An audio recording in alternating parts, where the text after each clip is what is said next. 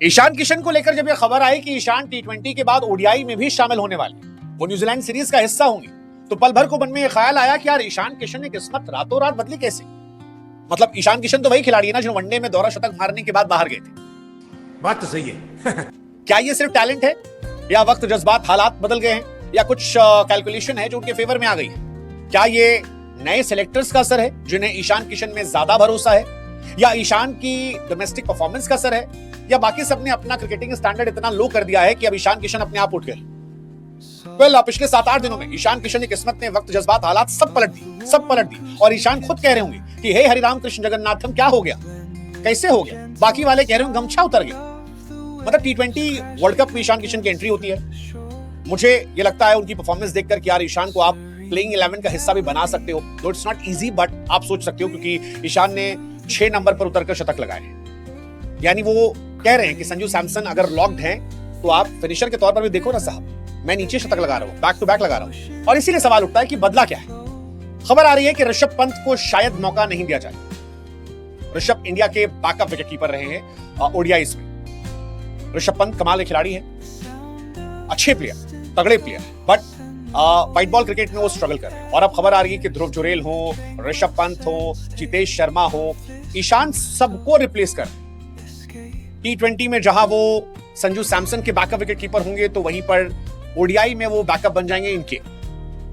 Red ball में भी ध्रुव जुरेल और पंत को मेहनत करनी पड़ेगी, वरना वहां पर भी अभी तो नहीं लेकिन देर सवेर वो अपना नाम दे देंगे। और ये बड़ी खबर है, इसके पीछे लॉजिक क्या वो समझने वाली बात है। लेकिन उससे पहले एक बड़ी खबर बता दें यही कि ऋषभ पंत के ड्रॉप होने की कहानी आने लगी है।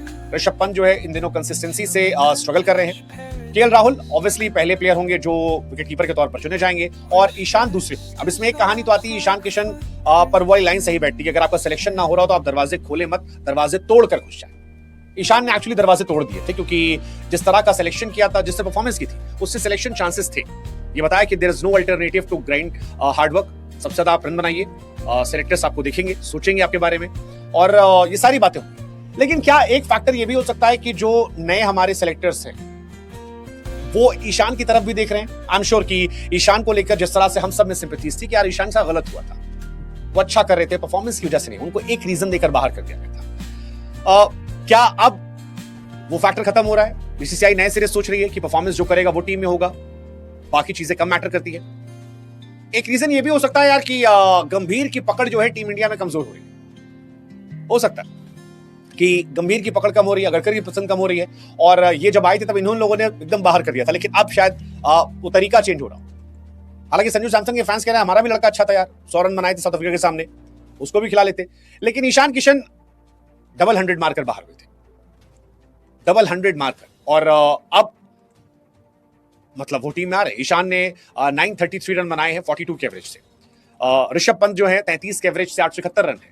संजू हालांकि इन दोनों से आगे थे, 56 का एवरेज था वनडे में, लेकिन ईशान को पहला मौका शायद मिल रहा है। 39 गेंदों पर 125 रन अभी उन्होंने बनाए थे 6 नंबर के लिए, जो बताता है कि कर्नाटका के सामने पारी अपने आप में तगड़ी थी। 33 बॉल में 100 run, second fastest Vijay Hazare में 6 नंबर बैटिंग करते हैं। मुझे लगता है जो ये 6 नंबर पर ईशान किशन ने बैटिंग करना शुरू कर दिया है, ये उनकी रेंज को बड़ा कर दे रहा है, बहुत बड़ा कर दे रहा है। मतलब ये आपको 3 ऑप्शन दे रहा है कि आप अगर ओपनर भी बीमार पड़ता है तो ईशान किशन को ऊपर भेज दो, अगर लोअर ऑर्डर में कोई बीमार पड़ता है तो उसको दे दो, कोई परफॉर्म नहीं कर पा रहा उसको ड्रॉप कर दो। तो I think there is one factor कि ईशान आपको ज्यादा ऑप्शन दे रहे हैं जो ऋषभ पंत या बाकी लोग नहीं दे रहे हैं। केएल राहुल बहुत समय तक टीम से जुड़े थे क्योंकि ओपन भी करते थे, नीचे भी करते थे। आई थिंक वो ईशान ने भी पकड़ लिया है और इस वजह से प्लस परफॉर्मेंस है, एंड आई थिंक सेलेक्टर्स का नजरिया भी एक बहुत बड़ा है, बहुत बड़ा है। इस वजह से शायद ईशान को बैक टू बैक एंट्रीज दी जा रही है और पिछले 6-7 दिनों से उनको मौके मिल रहे हैं। साथ ही एक और मैसेज शायद है कि जो खिलाड़ी घरेलू क्रिकेट में अच्छा करेंगे, टीम की जरूरत के हिसाब से फिट बैठेंगे, उन्हें मौका दिया जाएगा। और इसी वजह से शायद ऋषभ पंत को वनडे टीम में जगह नहीं मिल सकती है, ईशान को मौका मिल सकता है। गिल कैप्टन होंगे नहीं होंगे, लेट्स सी। वनडे में अय्यर होंगे नहीं होंगे, लेट्स सी, फिटनेस उनका देखना होगा। बट ईशान के बारे में माना जा रहा है कि ईशान को मौका मिल जाएगा। ऋषभ पंत साउथ अफ्रीका के खिलाफ वनडे टीम का हिस्सा थे, लेकिन व्हाइट बॉल में ऋषभ पंत को काफी ज्यादा पीछे भेज दिया गया, वो कहीं नहीं है। उनके प्रदर्शन मिले जुले हैं, विजय हजारे में भी बहुत एक्स्ट्रा नहीं है, बहुत खराब भी नहीं है, एक पारी चले एक फ्लॉप के। ईशान किशन थोड़ा एक्स्ट्रा ऑर्डिनरी रहे हैं। ईशान किशन ने लास्ट टाइम 11 अक्टूबर 2023 को दिल्ली में अफगानिस्तान के खिलाफ खेला था, ऑलमोस्ट 2 साल वो बाहर रहे। अब 2 साल बाद उनकी टी20 टीम में एंट्री हुई है, अब वनडे टीम में भी उनकी एंट्री हुई है। और इसका रीजन, एक बड़ा रीजन परफॉर्मेंस है बहुत बड़ा। मुश्ताक अली में सबसे ज्यादा रन, विजय हजारे में शतक, झारखंड को पहली बार खिताब दिलाना, एंड आई थिंक इस वजह से शायद ये मौका है। अभी जो कहानी है उसके हिसाब से शुभमन गिल कैप्टन के तौर पर रहेंगे, जायसवाल बैकअप ओपनर होंगे, ईशान किशन मिडिल ऑर्डर के लिए रहेंगे और ओपनर के तौर पर ही बैकअप हो सकते हैं। अय्यर अगर फिट होते तो आ जाएंगे, ऋतुराज को टीम में रखा जाएगा, चाहे अय्यर रहे ना रहे, दोनों केस में कहा जा रहा है। ऋषभ पंत ड्रॉप हो जाएंगे, हार्दिक पांड्या बुमराह रेस्ट दिए जाएंगे, ईशान किशन आएंगे। ये बड़ी कहानी है, लेट्स सी, देखते हैं। आप बताओ, क्या ईशान किशन ने एक नई होप दी है?